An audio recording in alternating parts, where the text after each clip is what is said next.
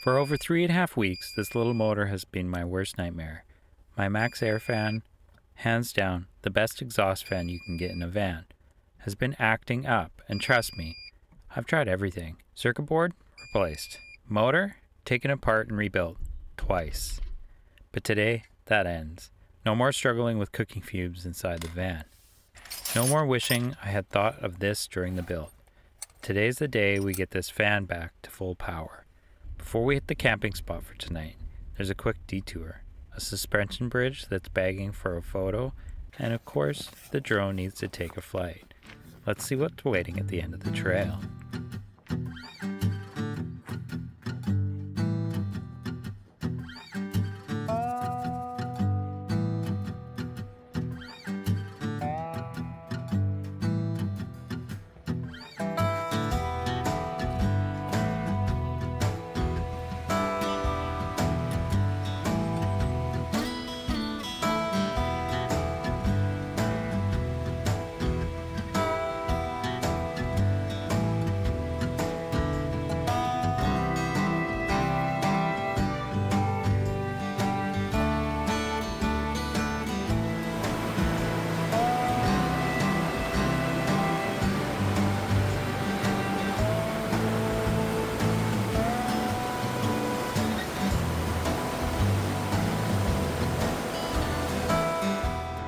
Wow.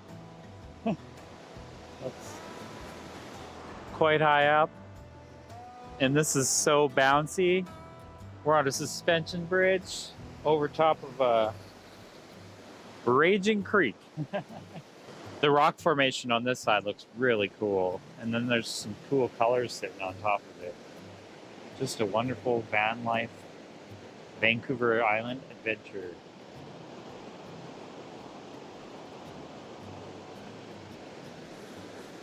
We're gonna soak in the moment.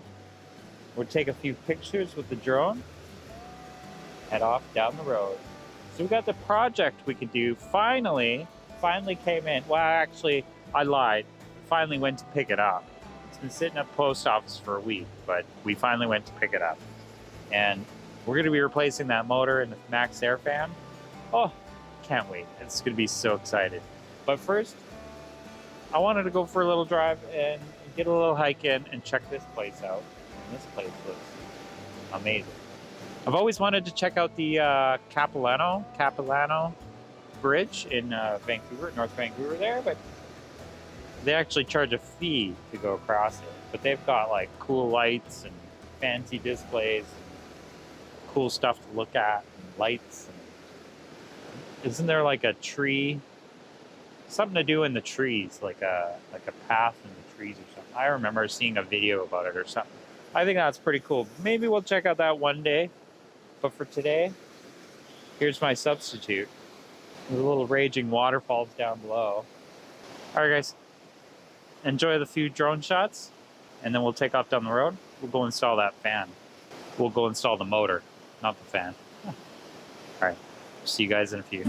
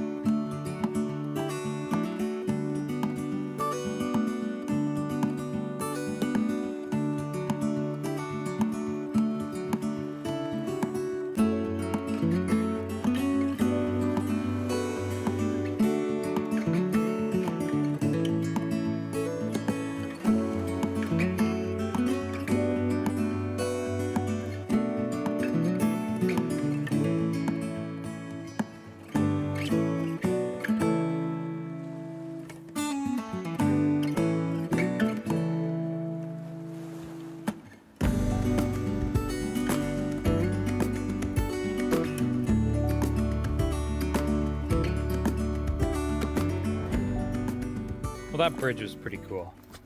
I'm excited I got to stop to see something like that. Just experience like the feel. You just bounce and the whole thing just moves up and down. That's quite interesting. It's not quite as big as some other ones, but hey, We can always check those out too a little bit later. Cross that off the list. We saw, we conquered, and now it's off to the next location. So I think we're gonna head down to Trevor Beach, and we're gonna hang out there for tonight. Enjoy the beach. Such a beautiful trail though. Nothing too extreme. Well, we'll see you guys back at the van. Hit the road.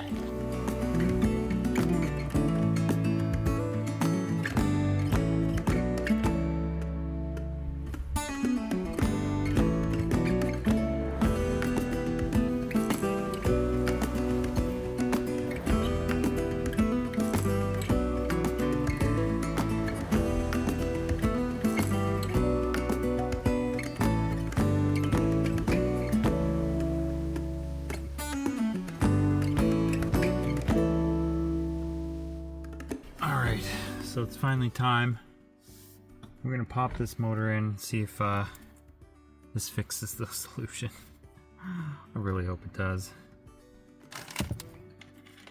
It'd be really nice to have my van back, or my fan back.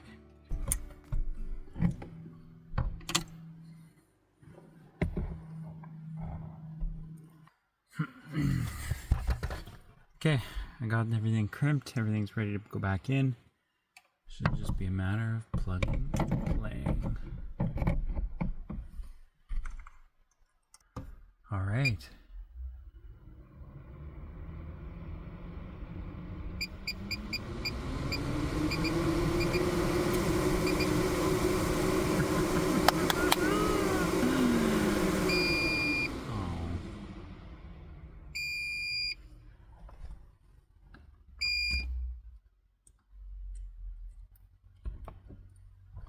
Heck.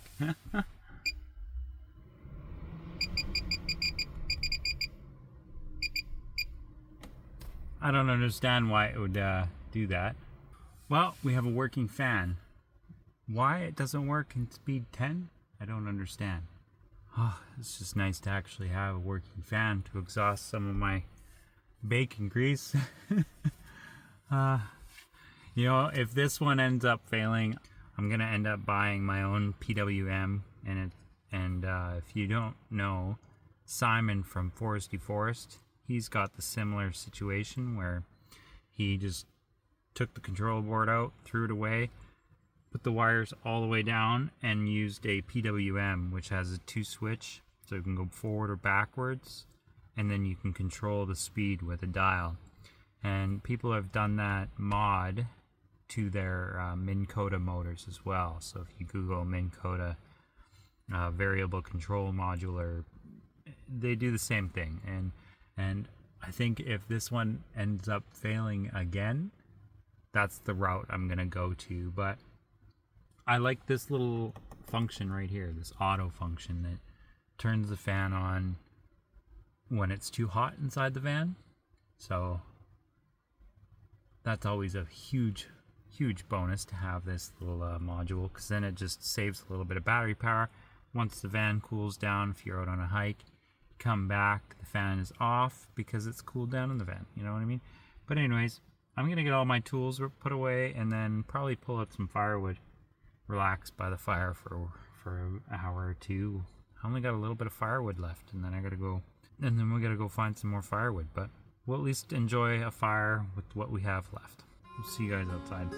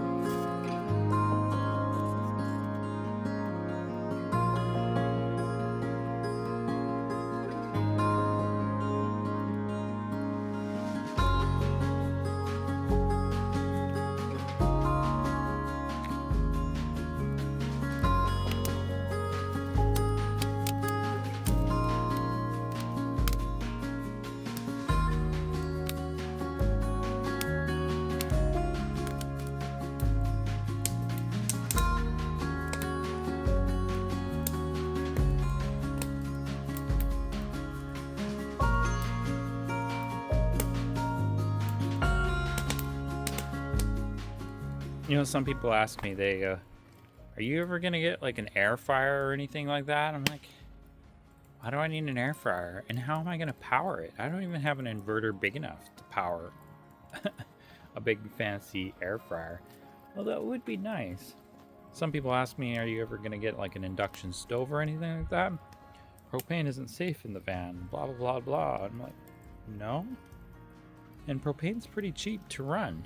Whereas I don't have enough solar power to charge a battery big enough to run an induction to cooktop, you know what I mean?